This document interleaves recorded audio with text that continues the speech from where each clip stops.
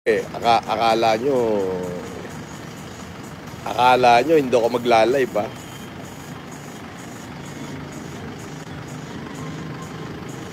Akala nyo lang yon.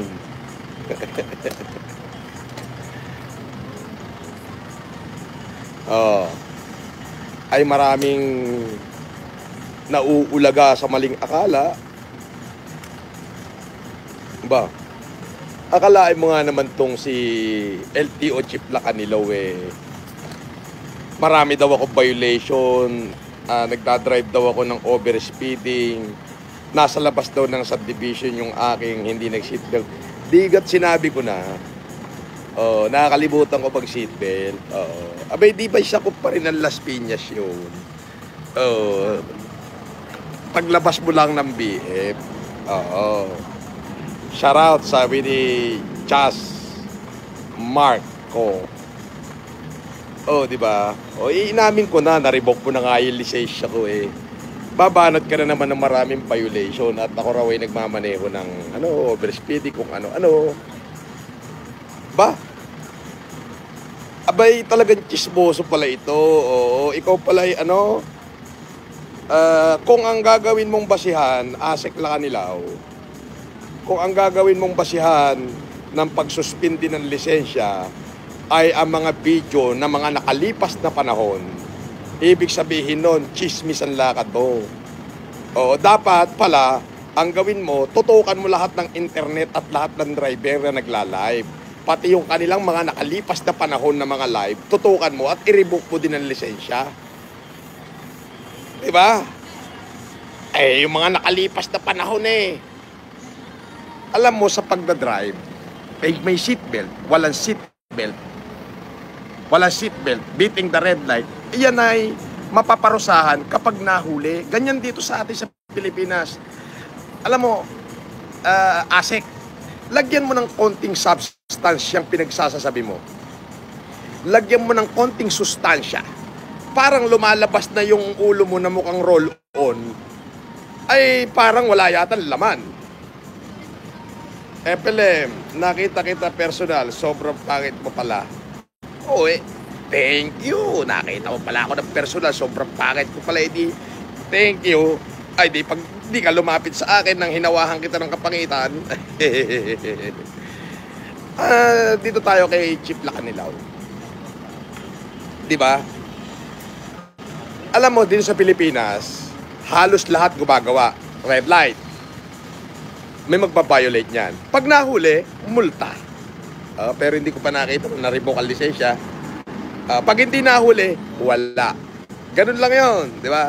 Ngayon, kung ang pagbabasihan mo, sinasabi mo dami ng violation ko, yung mga ako'y naka-live ako na nagdadrive na over-speeding, nasa ng substance ng utak mo, Lacanilaw?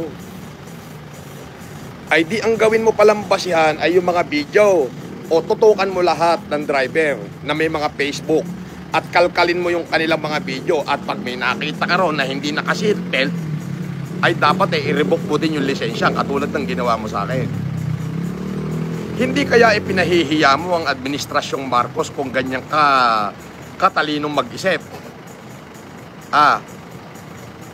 Baka naman pinahihiya mo na ang gobyernong Marcos niya sa katalinuhan ng pag-iisip mo. Alam natin dito sa Pilipinas, pag nahuli ka, di bayad, multa, yon. Pero pag hindi ka nahuli, wala. Ngayon, kung aasa ka pala sa mga lumang Facebook page at lumang post sa Facebook, ay masasabi kong hindi ka nag-iisip niyan. Masasabi kong inutil kang mag-isip niyan. Di ba? Tingnan mo nga naman, para mapanindigan mo lang yung iyong kasinungalingan. Paninindigan mo nga talaga sinasabi mo pa na ang plaka ko nandiyan dyan at di ko kinukuha. Ay, tanga nito. Di ibig sabihin, bukod doon sa plaka nung expedition ko, meron pa pala akong in-apply ang plaka dyan. Di nahuhuli ka sa salita mo.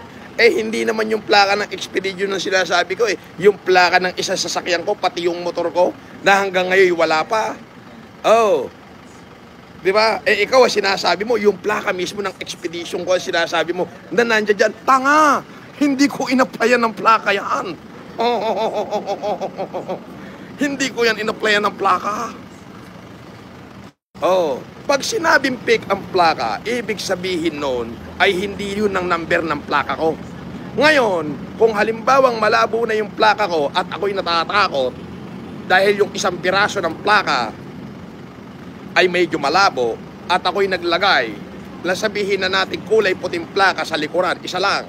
Pero yung isang original nakakabit at yung isa na may nasa dashboard na green din, ay paano naging peke ang plaka noon? Mr. Lakanilaw. Di ba? Yan ang sinasabi ko sa'yo. Chief, alam mo, assistant chief ka ng LTO. Assistant chief ka ng LTO. Pag talagang pinagmatigasan mo yung kasinungalingan mo, ay baka mamaya ilabas ko lahat dito ng mga kabulastugan ng buong LTO araw-arawin ko baka ikay magulat. Totoo yan. Di ba? Ang sa akin, kung ambasya, sasabihin mo, marami akong violation. May violation pa akong over-speeding. Abay, ako may nahuli.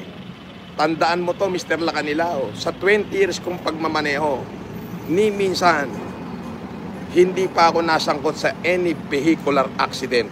Ni minsan, hindi pa ako nasangkot sa any road rage. Di ba? Marami tayong mga driver na pagka kahit red light yan, titingnan, walang tao, wala talaga. Didiretso na yan. Pag may pulis na huli, ay di bayad siya multa. Pag wala, ligtas na. Ngayon, kung aasa ka pala, nahahatol ka base doon sa mga lumang video, nakakalkalin mo, doon lalo na sa isang vlogger, ay dapat ay tutukan mo lahat ng mga driver na may Facebook page o kaya may YouTube. Kalkalin mo. At pag nakakita ka ng hindi naka-seatbelt o nag-overspeeding o nagse-cellphone habang nagmamaneho, dapat i-revoke mo lisensya. Ngayon, kung wala kang maipapakita, papadalhan kita ng mga video ng mga vlogger at ng kahit hindi vlogger na sila ay nagse-cellphone habang nagmamaneho. Baka hindi mo i-revoke ang lisensya nila. Yan ang sinasabi ko sa'yo. Hindi kaya napapahiya ang gobyernong Marcos sa iyong ginagawa? Baka naman napapahiya na ang gobyernong Marcos sa iyong ginagawa. Di ba? Mr. Lakalinawan. Saglit lang saglit lang.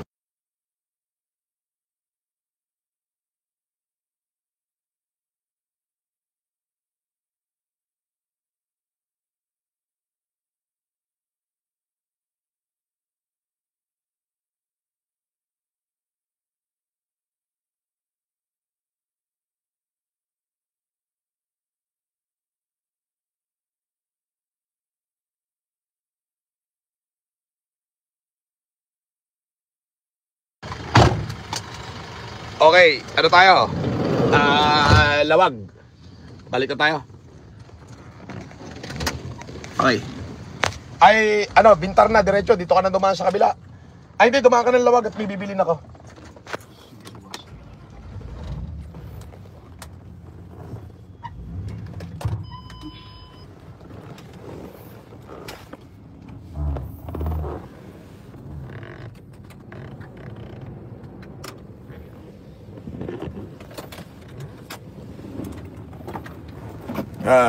Foot brake.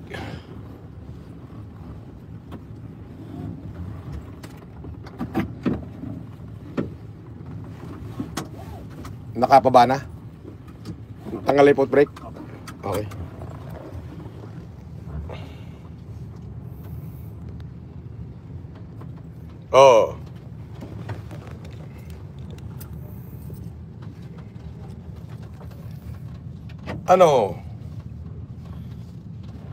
Boss FLM, saludo sa'yo.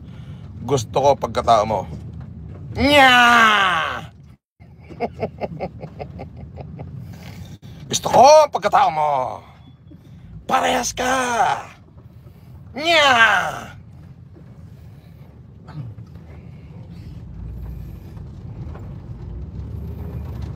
Diba?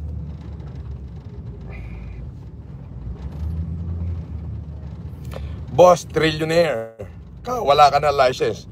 Eh di kahit wala akong license, marami naman akong driver. So what? So what the F? Mark Martinez, Tamsakdan. Diba?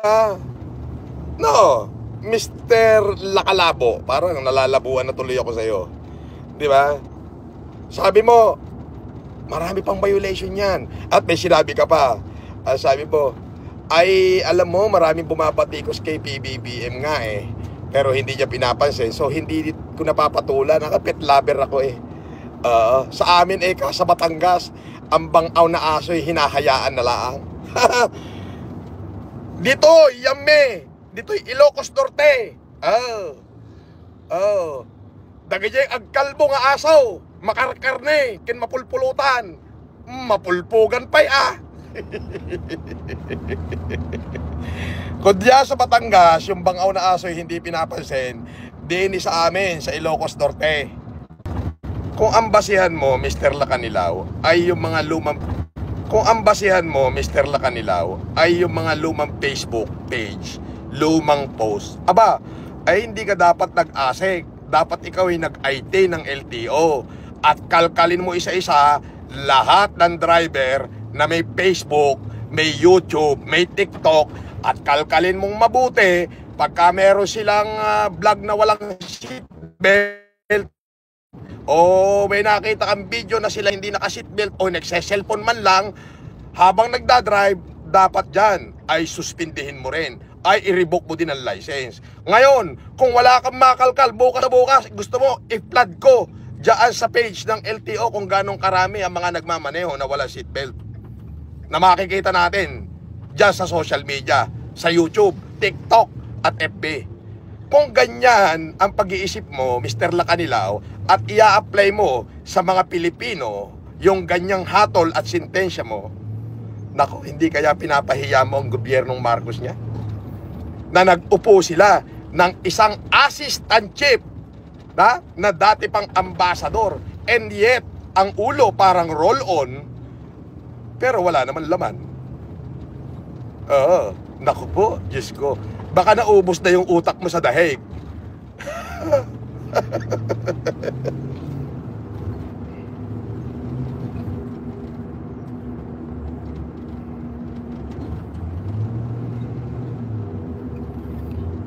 Sanika TV.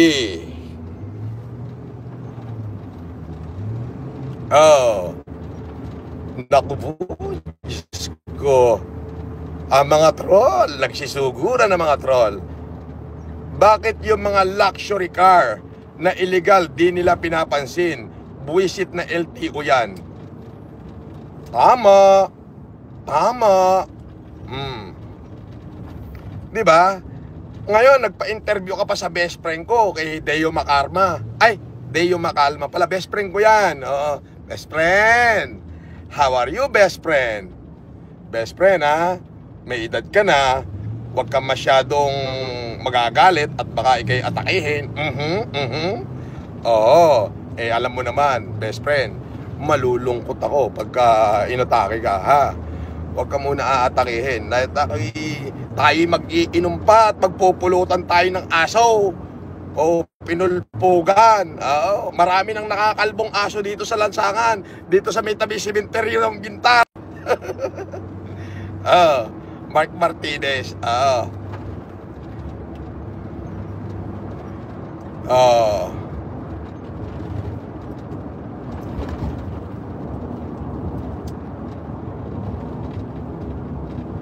Diba? Yun ang sinasabi ko sa iyo, Mr. ASEC Chief, aba? Assistant Chief. Marcos Lacanilaw. Masyado naman yatang mataba ang utak mo. At pati mga lumang post ay sasabihin mong kaso ko at violation ko. Ay di dapat, ang gawin mo araw-araw, hindi ka nag-ASEC, dapat nag-PT ka ng LTO para kalkalin mo lahat ng mga driver na may Facebook at may YouTube or may TikTok at baka makita ka ng lumang post na sila'y nagse-cellphone habang nagmamaneho o kaya ay walang seatbelt, dapat i-revoke mo din yung license. Dahil pag hindi mo ginawa yan, ibig sabihin talagang nag-trip ka lang ng kapangyarihan mo. Oh, sabi ni a dead communist is a dead communist. Nakisawsaw si Panot kasi trending ka. Sinulit niya, natitira niyang 3 years na hindi pa si Sara ang presidente. Oo nga eh. A dead communist, kung makikita mo yung post ko, nagsalita na ako kanina na huwag niya akong ginagalit. Oo. Chip, Asik Lacanilaw. Alam mo, sinabi mo pa na pet lover. Ay, parehas tayo, pet lover din ako eh. Sinabi mo kanina sa inyong interview ng aking best friend na si Deo Macarma. Deo Macalma, best friend ko yan.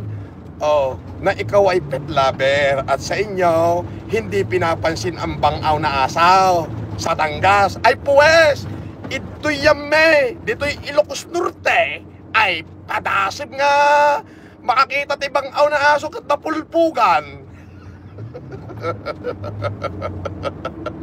Ay, mas sinampalukan na boss. Ay, hindi masarap sinampalukan yung may galis na asaw. Yung nakakalbo na asaw, hindi masarap. Pulpog, susuplitehin muna natin balat. Tapos, presanti dalayap, apaw, nagimaran. Doon daw sa kanila sa Batangas, ang bangaw daw na asaw ay hindi pinapansin. Kahol daw eka ng kahol. Ngarr! Ay, di ni sa amin. Dito'y Ilocos Norte, dito'y Bintar. Pag nakakita kami ng bangaw na aso, diretso na sa sementeryo, pupulpugan na namin yon. Ay, yung bahay namin katapat lang na sementeryo eh. Diba? So ngayon, ganyan ka palang katalinong mag-isip, Mr. Asik, Assistant Chief, isang Assistant Chief ng LTO ngayon, dating ambassador, ang taong nagdala kay President Duterte sa The Hague, the Netherlands, ay ganyan pala talaga katalino. Abay, biruin mo, sa mga lumang video, doon niya ako hinatulan. Aba, ang talino mo, men. May tanong lang ako, hindi kaya napapahiya ang gobyernong Marcos sa pinaggagawa mo? Tanong ko lang, Mr. Lacanilaw, baka naman napapahiya na yung gobyernong Marcos eh. Napapahiya na nga, dinagdagan mo pa. Biruin mo yan. Alam mo, dapat ang mga taong ang ulo parang roll-on, matatalino yan eh. Parang nasobrahan naman yata yung talino mo. Asik. Parang nasobrahan naman yata yung talino mo.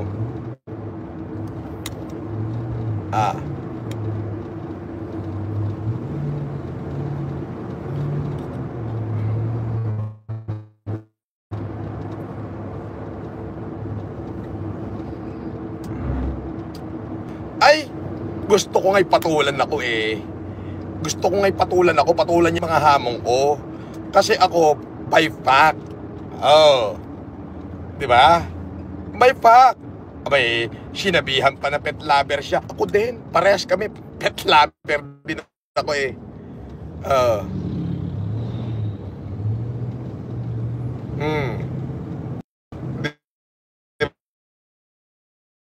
Diba? Yun daw bangaw na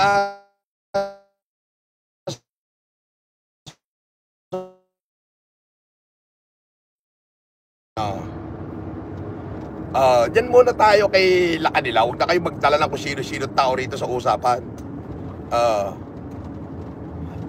Planter, shout out.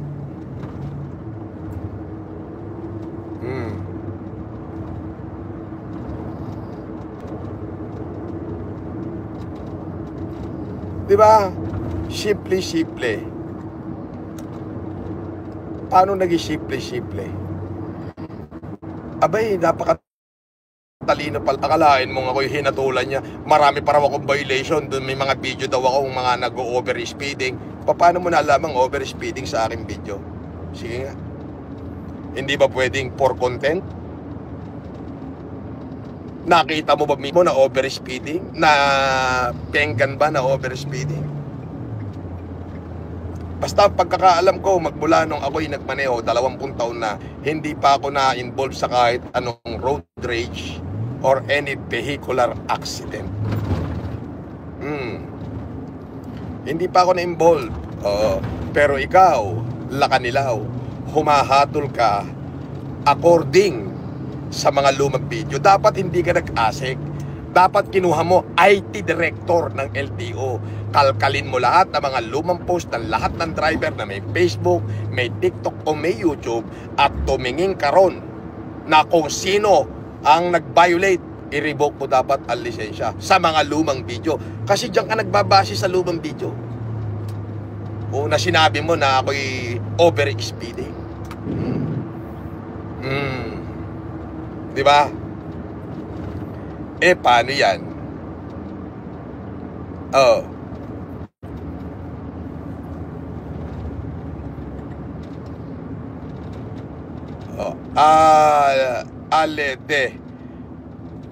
Ale de la Rosa, shout out, ma'am.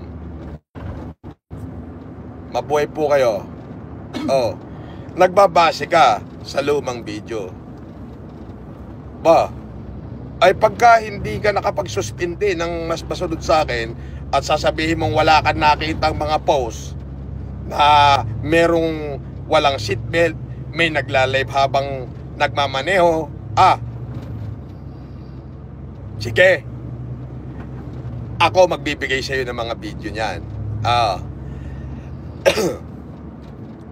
Abangan nyo bukas ng gabi, may ilalabas ako. Dito, ilalabas ko ito. Ayoko itong gawin, pero ilalabas ko na. Bukas ng gabi. Ilalabas ko. Ipine-prepare ko lang at ito as salagin nyo. Boss, bawal din ba caster mag-vlog? Tulad, di ba? Yan ang sinasabi ko sa inyo. Shout out na tayo, shout out. Dito po ako sa Lawag. Hinto mo dyan sa may bakery, dyan sa may kanto ng ay dumaan pala tayo ng Java Hotel. Saglit lang. Dyan sa dyan na tayo magpagasolina sa may Java Hotel. Sige na guys, malapit na ako sa bahay. Okay. God bless you, lakanilaw, lakalabo. Parehas tayong pet lover. Ay, best friend, Deo Makarma. Miss na kita.